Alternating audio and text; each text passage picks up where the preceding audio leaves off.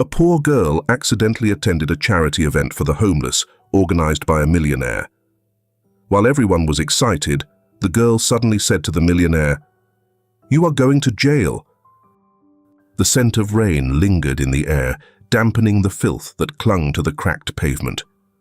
Somewhere in the distance, a car horn blared, followed by the familiar wail of sirens. Another night in the city where lives passed like shadows, unseen and unheard. A neon sign from a half-broken diner flickered, casting a sickly glow over the narrow alley where Mia crouched, her small fingers sifting through the trash with practiced ease. She wasn't searching for food, not tonight. Her hands, numb from the autumn chill, moved with purpose. There was something thrilling about finding things people had discarded, things they thought no longer had value. A lost button, a book with its pages water-stained but still readable. Sometimes even a toy, missing just one eye. Mia never questioned why people threw things away so easily. She only knew that sometimes what was worthless to them was everything to her. Tonight, she found him. The newspaper was crumpled, its edges torn, but the image was clear. A man, sharply dressed, his eyes carrying that air of quiet confidence. Douglas Hayes. She had seen his name before, printed on billboards that loomed over streets she was never meant to walk. The article was some interview, words too complicated for her to fully understand, but the headline was enough. The man who changed the future, Douglas Hayes and Green Future's legacy. Mia held the paper close, smoothing it out with the care of someone protecting something sacred.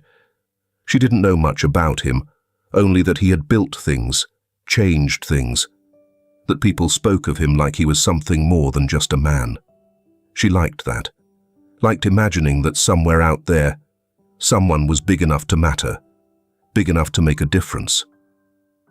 The thought warmed her for a moment, but the night was cold, and warmth never lasted long. That was when she heard them. Two men. Voices low, serious. Mia instinctively shrank back into the shadows, pressing herself against the damp brick wall. She had learned early that in places like these, it was best not to be seen, not to be noticed. The men stood near the alley's entrance, just beyond the glow of the streetlight. Their suits were too clean for this part of town, their shoes out of place against the wet concrete. "We have to move quickly," one of them muttered. "I know, but if we get caught, we won't," the other snapped. His voice carried the weight of certainty, of a man used to being obeyed. "If things go south, Douglas Hayes will be the one rotting in prison, not us." Mia stiffened. The words clawed at her, sent something ice-cold slithering down her spine. The men lingered for a moment longer before walking away, their polished shoes tapping against the pavement until they disappeared into the night. Mia didn't move. She barely breathed. The newspaper crinkled in her grip, Douglas Hayes's face staring back at her, and in that moment, she made a decision she didn't fully understand. "I have to warn him." She whispered it into the silence, as if speaking the words made them real, as if saying them out loud made her capable of doing something impossible. The wind howled through the broken window of the tiny room she shared with her father. It was barely a home, just 4 walls and a leaking roof, but it was all they had. The mattress on the floor was thin, but she had long since learned how to curl up small enough that the cold wouldn't reach her bones. Bradley, her father, sat by the table, his shoulders hunched, a cigarette burning between his fingers. He didn't look at her when she walked in. "You're late," he said, exhaling smoke that curled in the dim light. Mia didn't answer. She just clutched the newspaper tighter, tucking it beneath her pillow like it was something precious. Bradley sighed, rubbing his face. "You're not supposed to be out this late, Mia." "I wasn't." He cut her off with a look, one she knew too well, one that meant drop it. She bit her lip, sat down, waited for the quiet to settle. Outside, the city moved without them. People went home to places warm and safe. And somewhere out there, Douglas Hayes was sleeping, unaware that his life was about to change. Mia lay awake long after her father had drifted into exhausted sleep, listening to the wind rattle against the cracked glass. She thought about the men in the alley, their words like a sickness she couldn't shake. She thought about Douglas Hayes, a man she didn't know but somehow believed in. And she thought about herself, small, invisible, a girl who had nothing but the weight of something bigger than herself sitting heavy on her chest. Would he even listen to her? Would a man like him ever believe a girl like her? She didn't know, but she was going to try. The scent of freshly brewed coffee clung to the air, mixing with the rich aroma of roasted meat from a food stall outside. The charity gala was set up in a repurposed warehouse, the kind of place where the paint peeled in quiet defeat and the walls told stories no one wanted to hear. Yet tonight, it was alive with people, community workers, donors, tired mothers in second-hand coats, and men in pressed suits who only ever visited this side of the city when cameras were watching. Douglas Hayes adjusted the cuff of his navy suit, his fingers lingering briefly on the silver watch strapped to his wrist. A gift from his father, back when they still spoke. He didn't wear it often, but tonight it felt appropriate, a reminder of how far he had come. From an orphan in foster homes to the CEO of Green Future, one of the most powerful tech companies in the country. His empire wasn't built overnight.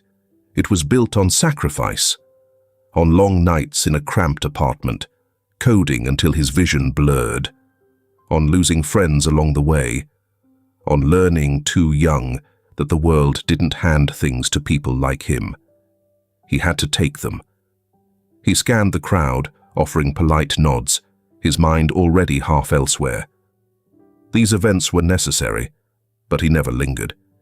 He donated millions every year, but money couldn't fix everything. He knew that better than anyone. "Mr. Hayes," a woman in a modest dress approached, shaking his hand enthusiastically. "We're so grateful for your support. The new tech initiative at the shelter has helped so many." "That's good to hear." He offered a practiced smile, the kind that reassured people without inviting further conversation. Across the room, Mia stood in the shadows, watching. Her stomach twisted with nerves. He looked different in person, taller, sharper, the kind of man who belonged in glass offices, not places like this. Would he even listen? But then she thought of the alley, the voices, the way Vincent's words had settled like something rotten in her chest. If things go south, Douglas Hayes will be the one rotting in prison, not us. Mia couldn't let that happen. She clenched her fists, inhaled sharply, and moved. Dodging between bodies, slipping past conversations, she ran straight toward him. Douglas barely had time to react before a small, grimy hand latched onto his sleeve. His eyes flickered downward, meeting a pair of startlingly sharp brown eyes. Then she said it. "You're going to jail." For a moment, the world stopped. The soft hum of conversation faded. The clinking of glasses dulled. All that remained was the weight of those 4 words, spoken with a certainty that sent something cold crawling down his spine. The room exhaled in gasps. Douglas's expression barely shifted. Years in business had trained him well, but his grip on his cuff tightened. He studied the girl, noting the dirt smudged across her cheek, the worn fabric of her oversized sweater. "Excuse me." His voice was measured, controlled. Mia opened her mouth to explain, but before she could, a strong hand yanked her back. Bradley, his face, already lined with worry, darkened in fear. His grip on her arm was firm, not cruel, but enough to send a silent warning. "Don't make trouble, Mia." The words were low, pleading. Mia twisted in his grasp. "But Papa, Enough." His voice wasn't angry, just tired, the kind of tired that settles in a man's bones and never leaves. Bradley didn't look at Douglas, but Douglas looked at him and recognized something, a flicker of familiarity, of guilt, of someone who knew more than he was saying. The moment stretched, thick with unspoken things. Then, without another word, Bradley pulled Mia away. Douglas watched them retreat, his jaw tightening. The girl had been scared, but not for herself, for him. The urgency in her voice, the desperation in her grip. It wasn't a prank. It wasn't meaningless. Something about it didn't sit right.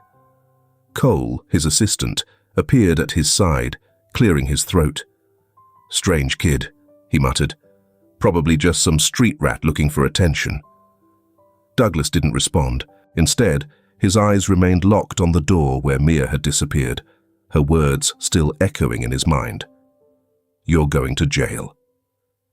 And for the first time in a long time, Douglas Hayes felt something he didn't often feel. Unease.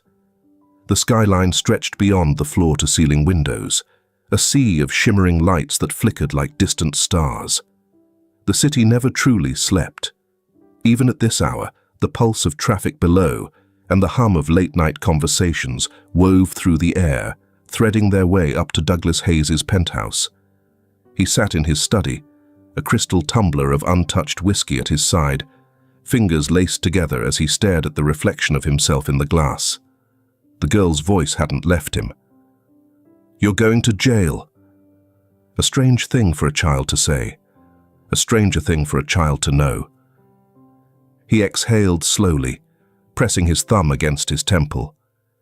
It should have been easy to brush off, to let it dissolve into the sea of noise that made up his life. But something in the way she had looked at him, her grip tight, her gaze unflinching, unsettled him. Across the room, Cole leaned against the doorframe, arms crossed.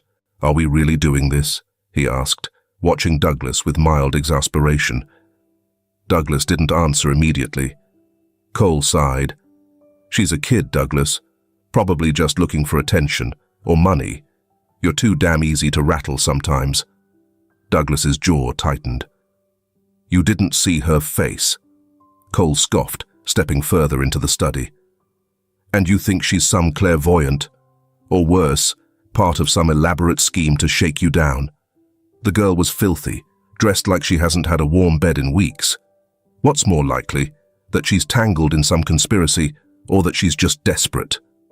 Douglas's eyes flicked up. "Desperate people don't make specific threats." Cole paused. The weight of that sentence hung between them. Douglas leaned back in his chair, running a hand through his hair. "I want to find her."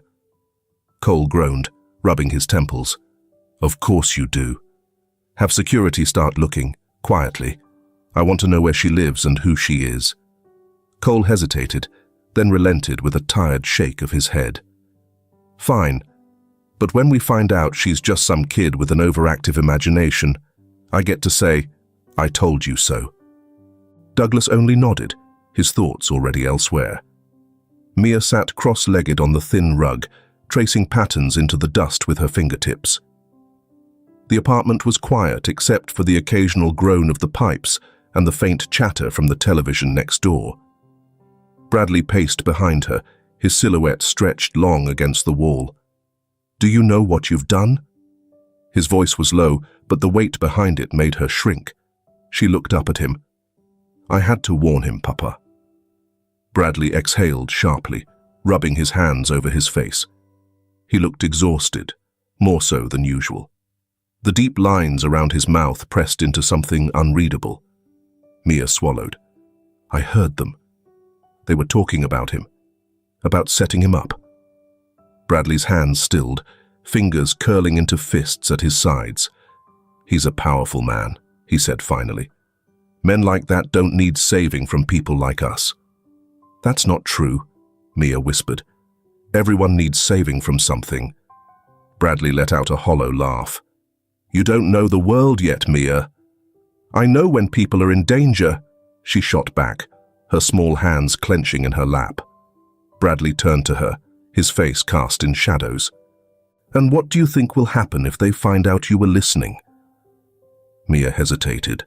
Bradley's voice softened, but there was something tight in his throat. "You think those men will just let this go?"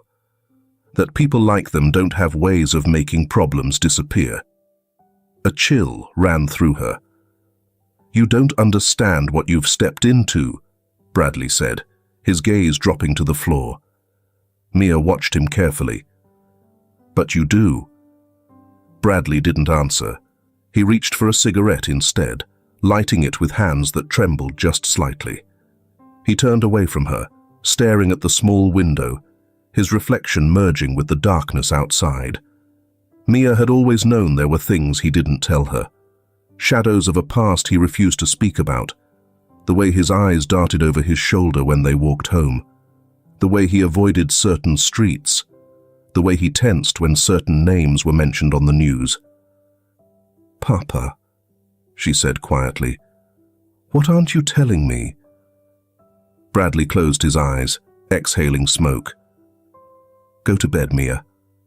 She wanted to push, wanted to demand answers, but she saw the way his shoulders curled inward, as if shielding himself from something invisible.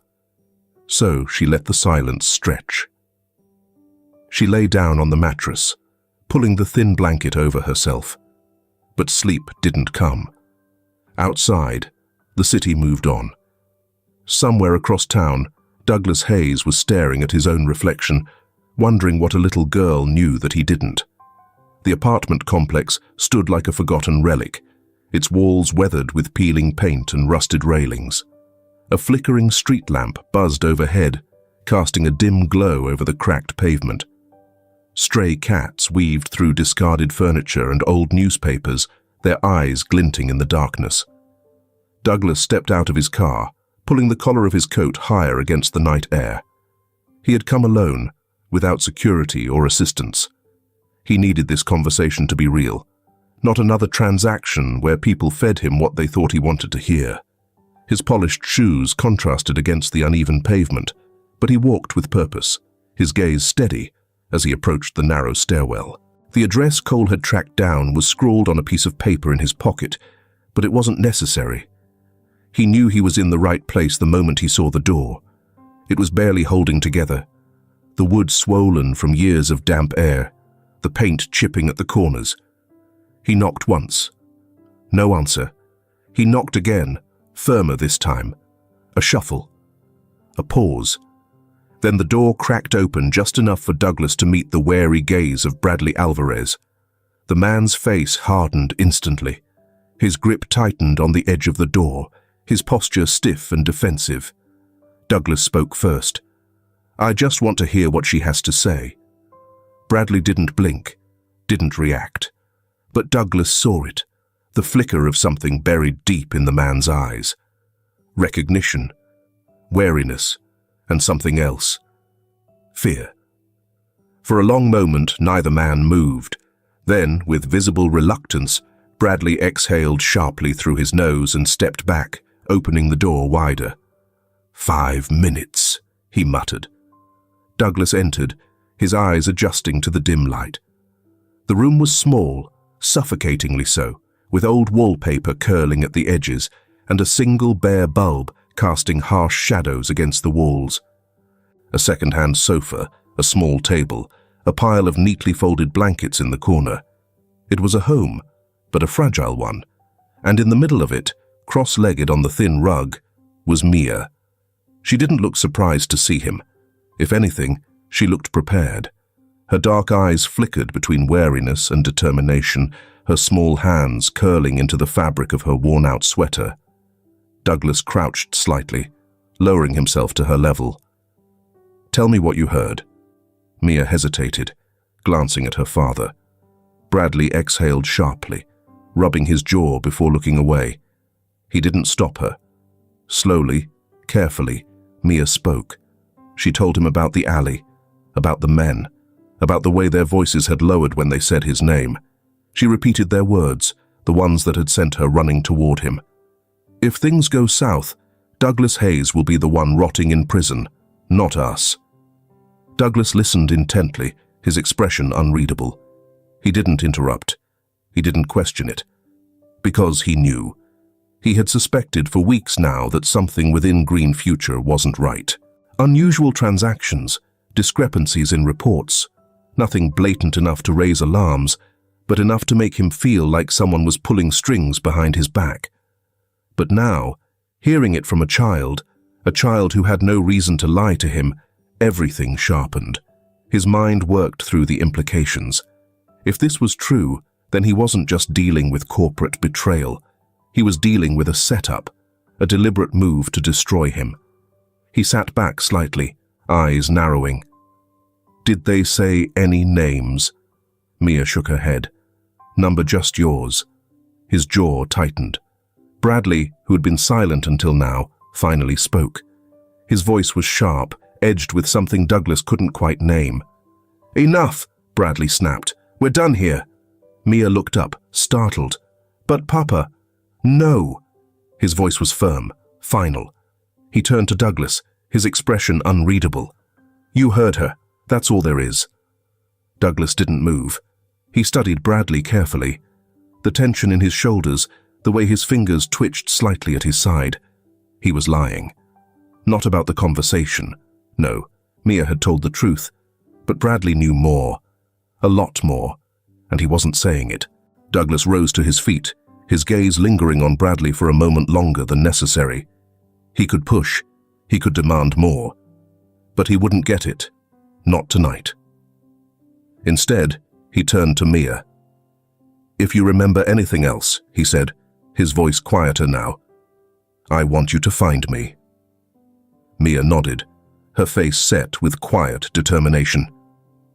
Bradley didn't protest, but the look in his eyes said enough. He wanted Douglas gone. Douglas gave him one last glance before stepping toward the door. The night air was crisp when he stepped outside, but the cold that settled in his chest had nothing to do with the weather. As he walked back toward his car, his mind was already moving. Someone inside his company wanted him gone. Someone was planning to bury him. And Bradley Alvarez knew more than he was willing to admit. Douglas didn't believe in coincidences. And this was not a coincidence. Leave a comment, matcha, so we know you're listening. The city was quiet in the late hours, but Douglas Hayes wasn't. He sat in his office, bathed in the glow of his computer screen, flipping through financial reports that had once been nothing more than a blur of numbers, now transformed into something far more insidious. The whiskey on his desk sat untouched, condensation pooling at its base. The pieces were starting to fall into place. Vincent Moody and Roger Jones, two of his top executives. Trusted men. Or so he had thought. Now, looking at the ledgers, the transactions, the thinly veiled shifts in company assets, Douglas felt the weight of the realization settle in his chest like lead. They had been forging documents under his name. The numbers weren't large enough to raise immediate red flags, but the pattern was clear. Diverted investments, untraceable assets, deals made in his name that he had never signed off on. A few months more, and the discrepancies would have been significant enough to trigger an investigation. And who would take the fall for it? Him. Douglas leaned back in his chair, exhaling through his nose. He had built Green Future from the ground up, poured years of his life into it. He hadn't clawed his way to the top just to become someone else's scapegoat. His fingers hovered over his phone before he finally made the call. It rang twice before a gruff voice answered. "Victor, I need you on something." Victor Lang, a private investigator with a reputation for unearthing the ugliest parts of corporate betrayal. He wasn't cheap, but Douglas wasn't looking for cheap. "I figured, seeing as it's the middle of the night." The man's voice was rough, edged with amusement. "What are we digging into?" "Vincent Moody and Roger Jones." A beat of silence, then a slow exhale. "Your own men?" Douglas's jaw tightened. "That's what I need you to find out. Discreetly. I want to know who they're talking to, who they're meeting, where the money is going.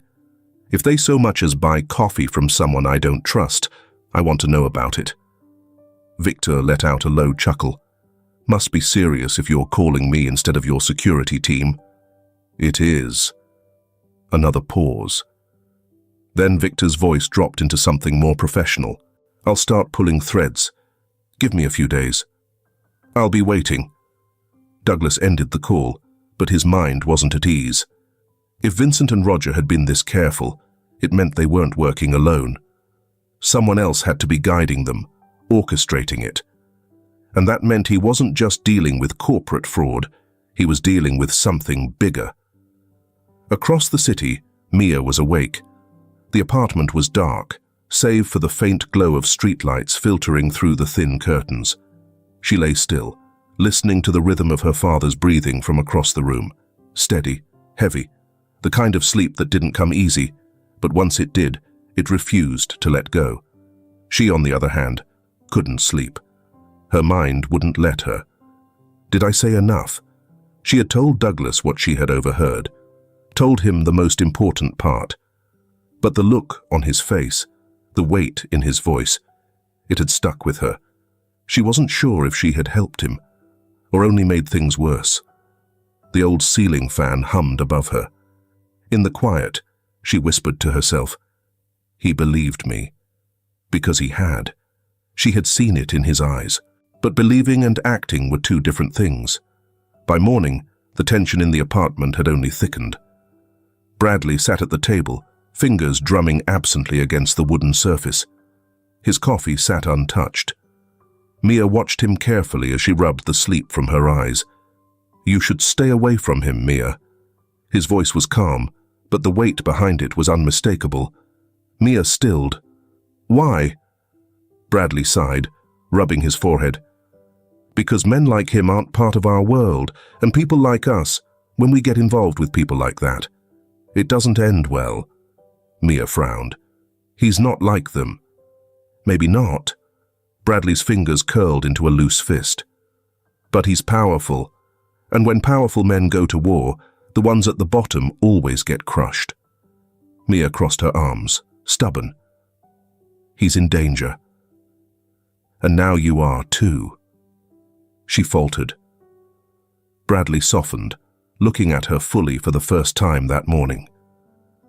"I know you wanted to do the right thing, Mia, but sometimes doing the right thing means knowing when to walk away." Mia didn't respond, because she knew she wasn't going to walk away. At the Green Future headquarters, Douglas received his first real lead. Victor's message was brief but damning. "Vincent and Roger have been holding secret meetings with competitors, not just any competitors, the ones who had the most to gain if Green Future collapsed." Douglas's eyes darkened as he scrolled through the photos. Vincent shaking hands with a rival CEO, Roger seated at an upscale restaurant with men whose interests directly opposed his. They weren't just stealing from him, they were setting the stage for his destruction. His phone vibrated again. Another message. "And someone inside your company is forging documents under your name." Douglas's stomach turned. The trap was beginning to reveal itself. Douglas's eyes burned from staring at the screen for too long, but he couldn't tear them away. The financial reports, the transaction records, and the coded messages embedded in company emails, it was all there, hidden beneath layers of corporate jargon and perfectly manufactured paper trails. But there was one thing Vincent and Roger hadn't counted on. Douglas knew his company better than anyone, and now, amid the tangled mess of numbers and legal clauses, a name surfaced that shouldn't have been there. A name that hit him like a gut punch. Bradley Alvarez, Mia's father. His breath stilled. The document was a personnel file, buried in the archives of Green Future's employee records. It listed Bradley's past position, lead engineer, research and development. Douglas's grip on the mouse tightened. Bradley Alvarez wasn't just another casualty of corporate downsizing. He wasn't just some struggling man trying to keep his daughter safe. He had been one of them, one of Douglas's own. It had been years since Douglas last saw that name. He scrolled further, scanning old performance reviews and projects Bradley had once spearheaded. The man had been brilliant, one of Green Future's brightest minds, responsible for early breakthroughs in sustainable energy design. But then, suddenly, his record stopped. The file simply ended, marked with vague HR jargon. No longer employed due to internal restructuring. But Douglas had been CEO at the time, and he would have remembered letting go of someone like Bradley Alvarez. So why didn't he? His mind raced as he dug deeper. If Bradley had been blacklisted, it hadn't been by him. Someone else had pulled the strings. Someone had erased him from the company's future. Vincent. Roger. The realization settled like a stone in his chest. The betrayal ran deeper than he thought. Elsewhere in the city, Bradley was preparing for another kind of battle. A sharp knock rattled the door of his apartment, not frantic, but deliberate. Bradley already knew who it was. He moved slowly, deliberately, wiping his hands on the rag he had been using to fix the leaky kitchen sink. He inhaled once, deep and steady, before unlatching the door. Vincent Moody stood in the dimly lit hallway, his usual smugness painted across his face. His expensive suit didn't belong in a place like this, but Vincent had never been one to care about surroundings, only results. Bradley. He smiled, leaning casually against the doorframe. Long time no see. Bradley didn't return the sentiment. His body remained still, his fingers tightening slightly at his sides. Vincent let out a small chuckle. No need to look so tense. I come bearing gifts. Bradley said nothing. Vincent reached into his coat pocket, pulling out a neatly folded envelope. He held it up between two fingers. A peace offering. His voice was smooth, dripping with feigned generosity. You've had it rough since leaving Green Future. Thought I'd lend a helping hand. Bradley's gaze flickered to the envelope, but didn't move to take it. Vincent sighed, as if disappointed. Come on, Bradley. Let's not pretend you don't need it. Rent's going up, food's not getting cheaper, and from what I hear, your daughter's getting old enough to start needing things you can't afford. Bradley's stomach twisted. Vincent smiled, sensing the hesitation. Take it. His voice dipped lower, persuasive. A little security. A future for Mia. That's all I'm offering. Bradley's jaw clenched. He thought of Mia, of the way she had looked at him that morning, defiant and determined. The same way she had looked at Douglas Hayes. She wasn't afraid to do the right thing. Neither was he. He stepped forward, not to take the envelope, but to slam the door in Vincent's face. The sound echoed through the tiny apartment. Bradley stood there, his breathing heavy, his hands trembling slightly. He could hear Vincent chuckle on the other side of the door, hear the amused shake of his head as he muttered, "Suit yourself." Then footsteps, then silence. Bradley exhaled, pressing a hand against his forehead. His pulse pounded in his ears, but he felt something else too. Relief. Vincent had underestimated him, but Bradley knew that wouldn't last, because men like Vincent Moody didn't take no lightly. The knock at the door wasn't loud, but it carried weight, a deliberate force behind it, neither urgent nor hesitant. Bradley knew who it was before he even reached for the knob. The night had stretched long since Vincent's unwelcome visit, but Bradley had expected this next one. He had seen the storm brewing ever since Mia ran into that gala and threw their fragile world into chaos. Taking a steady breath, he unlocked the door. Douglas Hayes stood on the other side. No entourage, no security detail, just a man in a dark coat, his posture straight, his expression unreadable. Bradley had known this moment would come. He just hadn't expected it to feel so much like facing a past he had tried to bury. Douglas's eyes flickered over him, scanning, not just his face, but the cramped space behind him, the apartment too small for a man who had once commanded a laboratory at Green Future. His gaze settled, sharp as ever, before he spoke. "We need to talk." Bradley exhaled through his nose. "There's nothing left to say." Douglas didn't move. "That's not true. And you know it." A beat of silence. Then, begrudgingly, Bradley stepped aside. The door clicked shut behind them. The room felt even smaller with Douglas inside. He didn't sit, didn't make himself comfortable. He just stood there, hands in his coat pockets, like a man waiting for the truth to step forward on its own. But Bradley knew better. "You found it, didn't you?" Bradley muttered, rubbing his temples as he leaned against the counter. Douglas's jaw tightened. "Your file, buried in the archives. You were one of my best engineers." Bradley let out a short, humorless laugh. "That was a long time ago." "Not long enough for me to forget," Douglas shot back, "and I never would have let you go. Not like that." Bradley turned away, running a hand over the back of his head. "Doesn't matter. It happened. I moved on." "No, you didn't." Bradley stilled. Douglas took a step forward. His voice was quieter now, but sharper. "Vincent and Roger did this to you, didn't they?" Bradley inhaled sharply through his nose, but he didn't deny it. Douglas pressed on. "They blacklisted you, cut you out of the company, destroyed your career, and I had no idea." His voice darkened.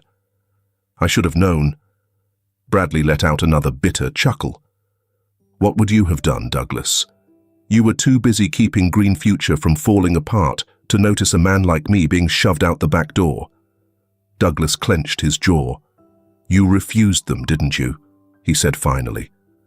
Bradley turned, arms crossed, shoulders tense. "You wouldn't cooperate with their schemes, so they ruined you." For a long moment, Bradley said nothing. Then, finally, he spoke. "They came to me with an offer, a deal to sign off on fabricated reports, skew test results, make Green Future's research more profitable in the short term." His voice was low, weighted. "I told them to go to hell." Douglas exhaled slowly. "I didn't think they'd take it personally," Bradley continued, shaking his head. "I thought I'd just get fired. I was ready for that." His hand curled into a fist. "But they didn't just fire me, Douglas. They made sure no one would hire me again. They told every firm I was a liability, a fraud. Suddenly, I was untouchable. I lost everything overnight." Douglas's fingers twitched at his sides. His breath was steady, but Bradley saw the storm building in his eyes. "You've been hiding ever since," Douglas murmured. Bradley exhaled, glancing toward the tiny bedroom where Mia was asleep. His voice softened. "I wasn't hiding for me." Douglas followed his gaze, his expression shifting. "You were protecting her."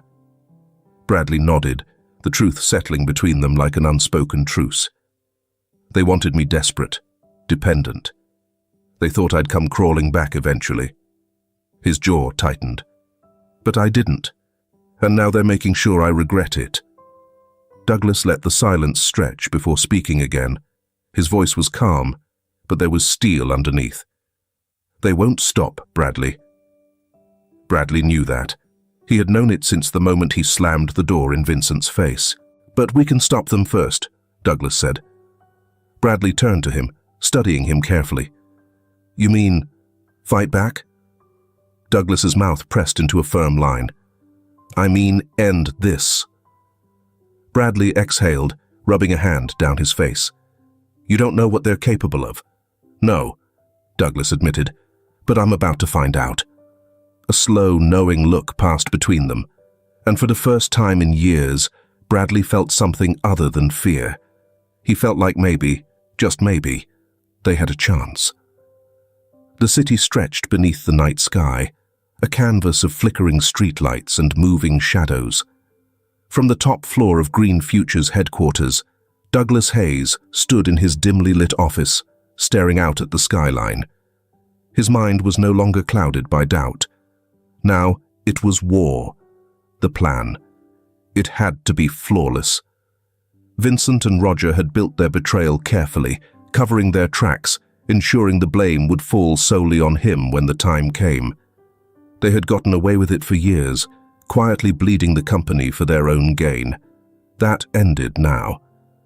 Douglas sat at his desk, documents spread before him, transactions, emails, contracts with forged signatures. All damning, but not enough to make the walls come crashing down. Not yet. They needed to confess. And that's what Douglas was going to make them do. He picked up his phone, pressing a number he rarely used. The line clicked. "Victor," he said, his voice sharp and steady. "We're going to set a trap." Elsewhere, in a cramped apartment, Mia lay awake, listening to the rustle of fabric as her father shifted in his chair. Bradley sat at the table, shoulders hunched, staring at a cup of coffee that had long gone cold. His fingers drummed lightly against the ceramic, his mind elsewhere. Mia swallowed, pushing herself upright. "Papa?" Bradley glanced at her, startled, before quickly masking whatever was in his expression. "What are you doing awake?" Mia hesitated. "I couldn't sleep."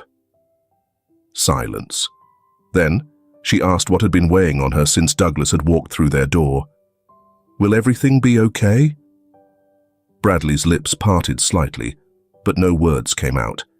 He exhaled, forcing a smile as he reached out and placed his hand gently on her head. "Of course," he murmured. But his voice was thin, stretched too tight. Mia looked up at him, searching his face. She didn't believe him. Neither did he. The bait. 3 days later, Douglas called a meeting. Vincent and Roger arrived at Green Future's private executive lounge, greeted with fine whiskey and the illusion of casual conversation. "It's been a while since we sat down like this," Vincent said smoothly, leaning back in his chair, swirling his drink. Douglas offered a small, unreadable smile. "I've been busy. You know how it is." Roger smirked. "Running a billion-dollar empire must be exhausting." Douglas exhaled. "Which is why I've been thinking, maybe it's time to offload some responsibility." Vincent's fingers tapped idly against his glass. "Oh, I know how much you two have put into Green Future." Douglas let the words settle, watching their reactions. "I trust you both. So if something were to happen to me, I want to make sure the company lands in the right hands." There. The first hook. Roger glanced at Vincent. The look was quick and cautious, but Douglas caught it. Vincent tilted his head. "That's an interesting thing to bring up." "Isn't it?" Douglas said mildly, reaching for his drink. He took a slow sip, letting them think, letting the greed creep in. Then, with perfect precision, he set the final piece of bait. "I've had some concerns," Douglas admitted, voice measured, "about the company's financial structure. There are gaps, discrepancies." He sighed, rubbing his temple as if troubled. "If an investigation were to happen, things could get messy." The silence that followed was heavy. Vincent masked it well, his smile easy, but his grip on his glass tightened just slightly. Roger, on the other hand, shifted in his seat. There it was, the flicker of panic. Douglas leaned back, feigning exhaustion. "I don't want any of this blowing back on me. But if you two know something I don't, if there's a way to quietly move things before anyone notices, now would be the time to tell me." Roger swallowed. Vincent gave nothing away, but his silence spoke volumes. The trap was set, and they had just walked into it. The fall begins. That night, Victor Lang sat in a hidden surveillance van, parked a block away from Green Future, listening through the wire embedded in Douglas's office. Every word was recorded, every hesitation, every accidental slip. And when Vincent and Roger finally spoke, revealing far too much in their attempts to contain the situation, they signed their own downfall. Victor smirked, adjusting his headset. "Gotcha." In the days that followed, the evidence Douglas had collected was woven into something airtight. A timeline of deception, with Vincent and Roger at the center. Bank statements, wire transfers, backdated contracts with Douglas's forged signature. It was enough to end them. The moment had come. Douglas was ready. The air inside Green Future's boardroom was thick with tension. The walls, lined with floor-to-ceiling windows, usually provided a breathtaking view of the city. But tonight, the skyline was merely a backdrop to a reckoning long overdue. Vincent Moody and Roger Jones sat across from Douglas Hayes, exuding the same false confidence they had always carried. Vincent swirled his whiskey lazily in his glass, while Roger leaned back, his fingers tapping idly on the table. They thought they had won. Douglas watched them, quiet, calculating. Tonight, they would learn the truth. The door to the boardroom opened, and Victor Lang entered, setting down a thick folder on the table. Vincent's smile twitched. "I didn't realize we had company." Victor said nothing, simply flipping open the file. Inside was everything. Financial records, forged contracts, private messages implicating Vincent and Roger in a scheme that, had it gone according to plan, would have left Douglas ruined. "I've spent the last week combing through your handiwork," Douglas said, his voice calm even. "It's impressive, really. Years of covering your tracks, misfiled paperwork, backdated transfers. You almost made it perfect." Roger stiffened. "Douglas, but there's always something," Douglas continued, ignoring him. "A discrepancy here, a missing signature there. You thought you could forge my name, and no one would notice. You thought I'd be too busy running this company to look too closely." Vincent set his drink down slowly, his eyes darkening. "If you have something to say, Douglas, say it." Douglas leaned forward, placing his hands flat on the table. "I know what you did." Silence. Vincent's jaw tensed, but he didn't look away. Roger, however, cracked. "Look, this is all a misunderstanding," Douglas smirked. "Then why do you look like you've seen a ghost?" Vincent's fingers curled slightly around the armrest of his chair. His eyes darted to the door, just for a second. A subtle movement, a tell. He was looking for an exit. Too late. From the hallway, there was a sudden rush of movement, the clatter of footsteps. And then, the door burst open. Federal agents flooded the room. Vincent shot to his feet, but 2 officers were already on him, forcing his hands behind his back. Roger barely managed a stuttered protest before he was yanked out of his chair. "Vincent Moody and Roger Jones," one of the agents announced, snapping open a warrant. "You're under arrest for corporate fraud, conspiracy, and financial misconduct." Roger's face turned white. "Wait, no. You have the right to remain silent," the agent continued, barely acknowledging his protests. Vincent twisted slightly, his gaze locking onto Douglas. And then, ever so slightly, he smirked. "You think this is over," he said, his voice low, venomous. "You think you win." Douglas's expression didn't change. "I know I do." As Vincent was led out of the room, his gaze swept past Douglas, past the board members who had now gathered in shock, until it landed on the doorway. And there, standing just outside, was Bradley. For a second, Vincent's smirk returned. "You should have taken my offer," he sneered. Bradley didn't move, didn't blink. He simply stood tall, his face unreadable, and then, with the same quiet strength he had carried for years, he turned his back on Vincent Moody. Douglas saw it, and so did Vincent. An hour later, the dust had settled. The agents were gone. Vincent and Roger were being processed. The boardroom was empty, except for Douglas and Bradley, who stood near the windows, watching the city below. Bradley exhaled slowly. "It's over, then." Douglas studied him for a moment. "Almost."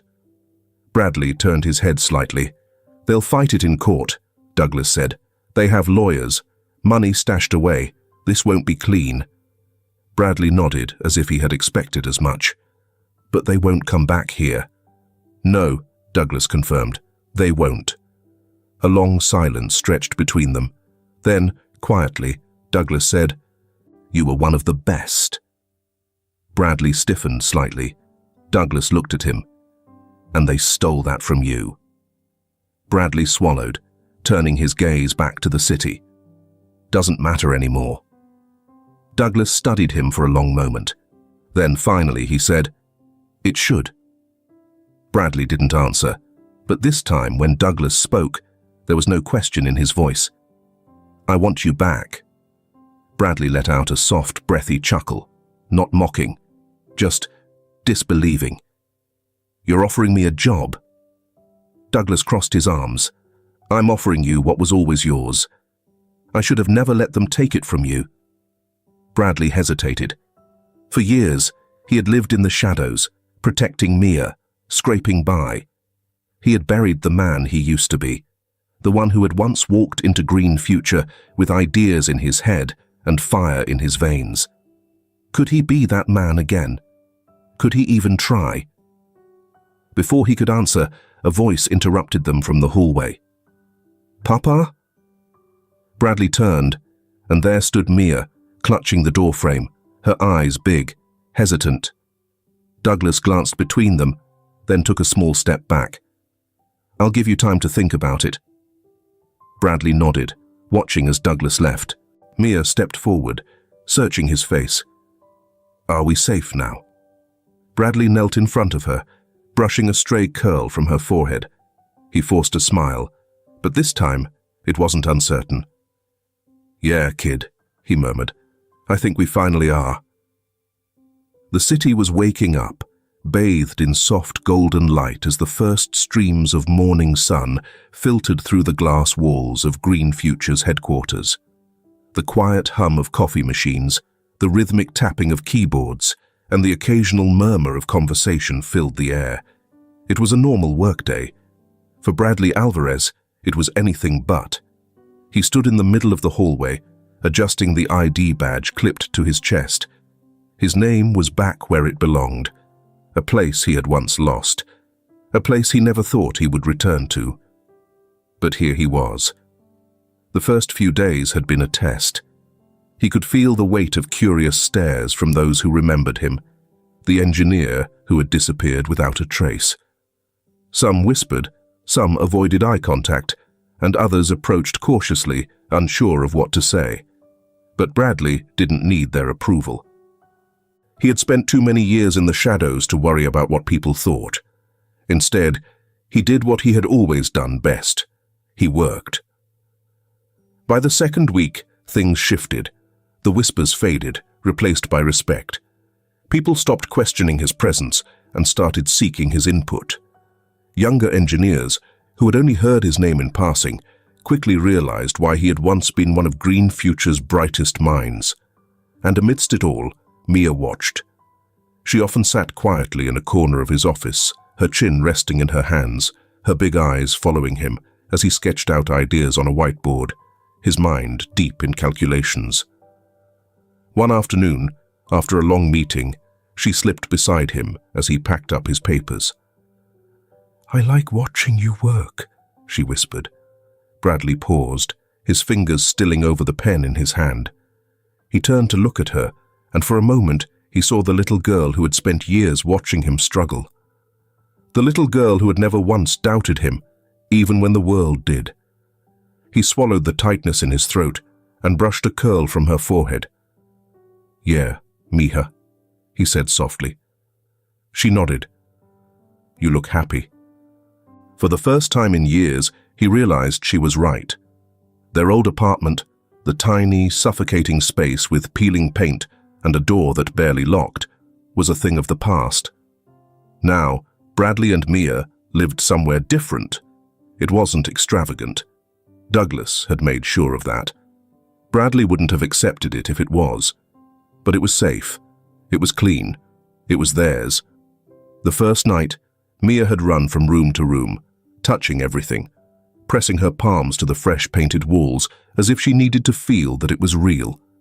She gasped when she saw her bedroom, a small but cozy space, a wooden bed with fresh sheets, a bookshelf waiting to be filled, a window that let in more light than their old place ever had. Bradley had leaned against the doorframe, watching her carefully.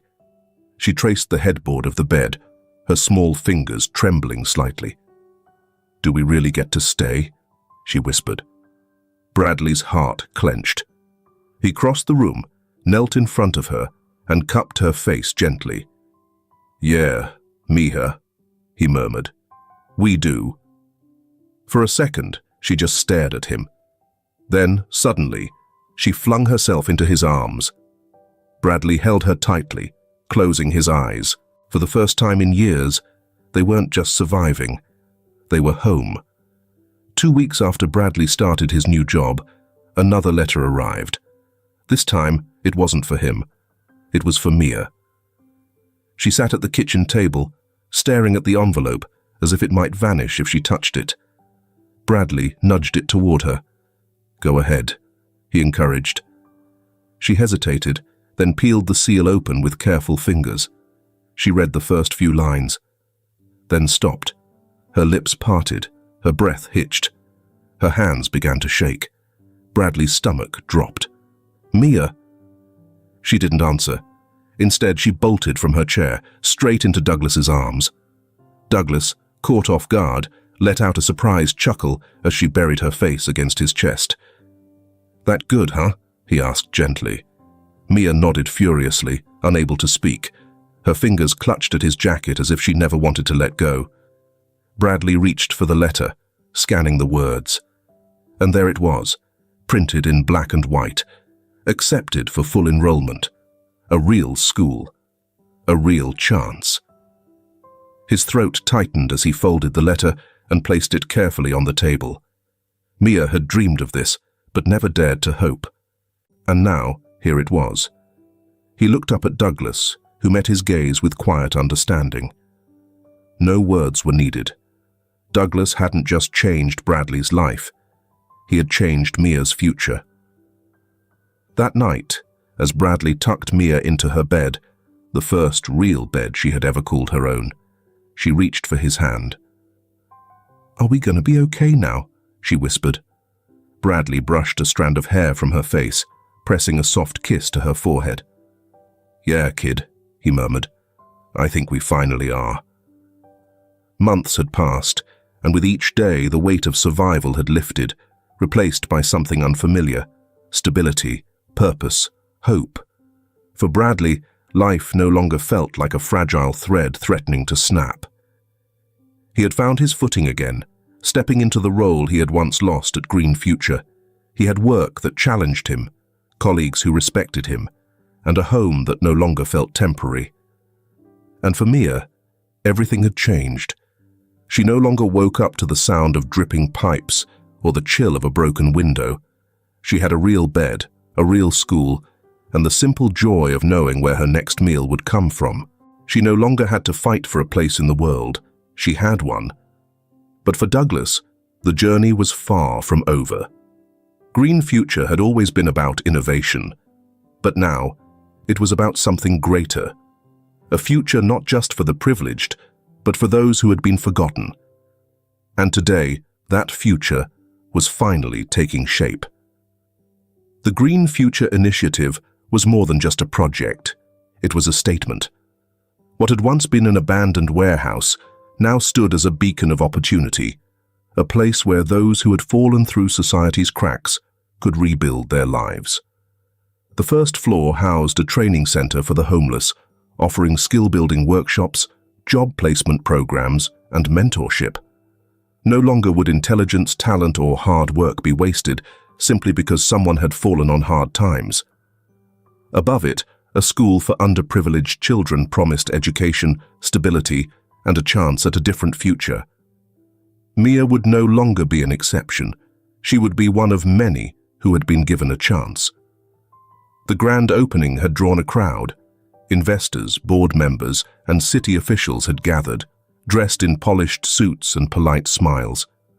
But the most important guests were not the ones with influence.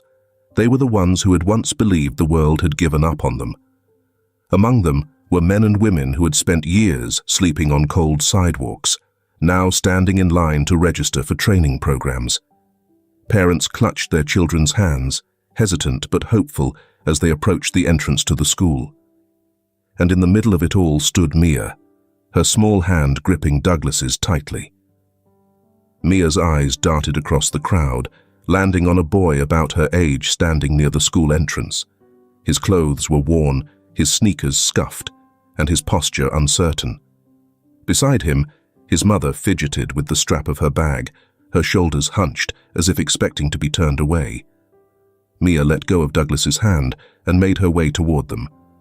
"Hi," she greeted with a bright but careful smile. The boy shifted uncomfortably. "Hi. Are you going to school here?" she asked, her voice light, as if the answer was obvious. The boy shrugged. "I don't know. My mom says we probably can't afford it." Mia tilted her head, confused. "But you don't have to pay. Mr. Douglas made sure of that." His eyes widened slightly. "Really?" She nodded. "Really. It's a real school too, with books and desks and everything." The boy looked up at his mother, whose tired expression softened. "You think it's a good school?" he asked hesitantly. Mia's smile grew. "I think it's the best school." For the first time, the boy's lips twitched into a small, uncertain smile. His mother squeezed his shoulder and nodded toward the doors. "Go on, sweetheart." As he took his first steps inside, Mia turned back toward Douglas, who had been watching from a distance. "Do you think he'll like it?" she asked. Douglas's gaze lingered on the boy disappearing into the school before he looked down at Mia. "I think he'll love it." As the sun dipped lower, casting a golden hue over the courtyard, Douglas stepped onto the small stage that had been set up for the ceremony. The crowd quieted, their anticipation settling into a hush. "I built Green Future with a vision," he began, his voice measured, steady. "I thought success was measured in profits, in growth, in expansion." He let the words settle. "But what is the point of progress if we leave people behind?" A murmur of agreement rippled through the audience. "For years, I believed that changing the world meant building something bigger, something groundbreaking," Douglas continued. "But the truth is, some of the brightest minds aren't sitting in boardrooms or laboratories. They're out there in the streets, in the shelters, in places we've ignored for too long." Bradley, standing near the back, felt the weight of those words. Douglas wasn't just talking about the homeless or the struggling. He was talking about him. "This initiative isn't about charity," Douglas continued. "It's about opportunity. It's about giving people the tools to rebuild, to stand on their own. We can't fix the world overnight, but we can change it, one act of kindness at a time." His gaze swept across the crowd before settling on Mia. He raised his glass. "To new beginnings." The applause was thunderous, but Mia wasn't paying attention. She tugged at Douglas's sleeve, waiting until he crouched down to her level. "Does this mean I can tell people you're my friend now?" she whispered. Douglas blinked, then chuckled. "Mia, you could have told them that a long time ago." She grinned. "Okay, good." Then, without hesitation, she hugged him. Douglas froze for a half-second before wrapping his arms around her. Bradley, watching from a few steps away, let out a quiet breath. For years, he had lived in fear. He had fought to protect Mia, to survive in a world that had cast him aside.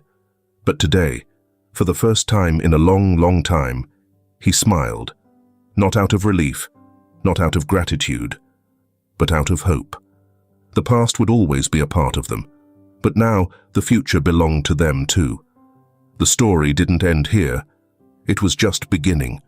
If this film touches your heart, leave your mark with a like, and don't forget to subscribe to our channel to explore more meaningful stories with us. And if you enjoyed this story, please share it with your friends on WhatsApp. And now, share your feelings with us and tell us your own stories.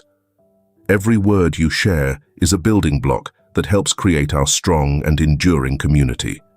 Together, we'll create a warm space where everyone can share and connect. Finally, don't miss the incredible stories coming your way soon. We're always here to bring you the best selections, full of deep values, yet entertaining. See you there.